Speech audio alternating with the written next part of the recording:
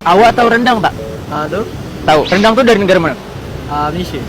Rendang punya Malaysia atau punya Indonesia? Debat ini nggak pernah selesai dan selalu bikin panas media sosial. Tapi kalian tahu nggak? Ternyata ada alasan logis kenapa negara tetangga kita berani ngeklaim makanan terenak di dunia ini. Bukan cuma soal rasa, tapi ada rahasia sejarah ratusan tahun yang jarang orang tahu. Penasaran? Jangan di-skip, karena kita akan bongkar tuntas asal-usul rendang yang sebenarnya.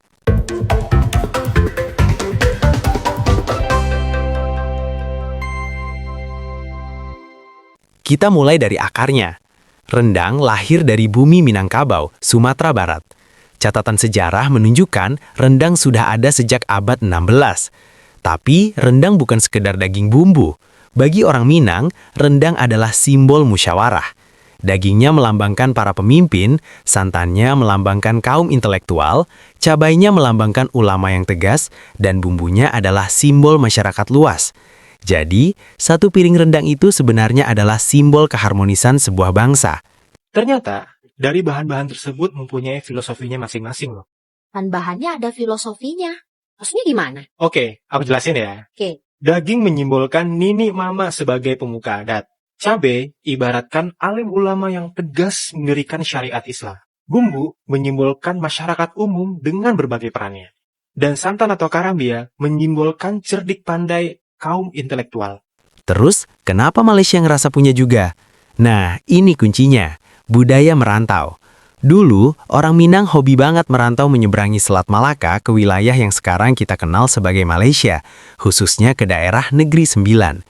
Karena perjalanan laut dulu makan waktu lama, mereka butuh bekal yang gak gampang basi. Pilihan utamanya, ya rendang. Karena proses masaknya yang lama, rendang bisa awet berbulan-bulan.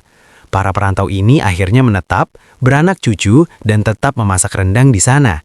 Itulah sebabnya rendang jadi bagian dari budaya mereka juga. Rendang punya Malaysia. Ya, aku setuju sih. Orang Indonesia jangan panas dulu. Aku jelasinnya pakai bahasa Indonesia karena memang ini untuk orang Indonesia. Dulu aku memang berpikir juga kok jahat banget gitu orang Malaysia curi rendang yang sebenarnya itu memang punya orang Indonesia gitu. Dan aku baru tahu satu hal yang mungkin banyak orang Indonesia nggak tahu dan mungkin akan menjadi perdebatan ya mungkin ya. Tapi tenang dulu, tenang. Nah, kayak gini aku ceritain. Ceritanya kayak gini. Jauh sebelum ada Malaysia dan Indonesia, suku Padang atau biasa dikenal suku Minang itu ada berpindah ke Malaysia yang sekarang menjadi Malaysia gitu, Negeri Sembilan kalau nggak salah. Dan mereka juga membawa rendang. Ingat ya. Lalu di situ setelah semua itu terjadi barulah terbentuk negara Malaysia dan negara Indonesia. Dan tadi yang aku bilang orang Minang yang pindah ke daerah Malaysia akhirnya menjadi orang lokal Malaysia.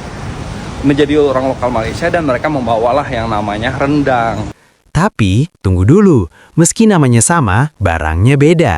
Tapi ya, yang mungkin kalian belum tahu, rendang Indonesia dan rendang Malaysia itu rasanya beda. Ya, rendang Indonesia itu lebih rempah dan lebih pedas. Kalau rendang Malaysia itu dia sedikit berbeda. Dia ada kelapa parut kayak gitu. Dan itu berbeda dari rasa dan dari segi bentuk juga berbeda.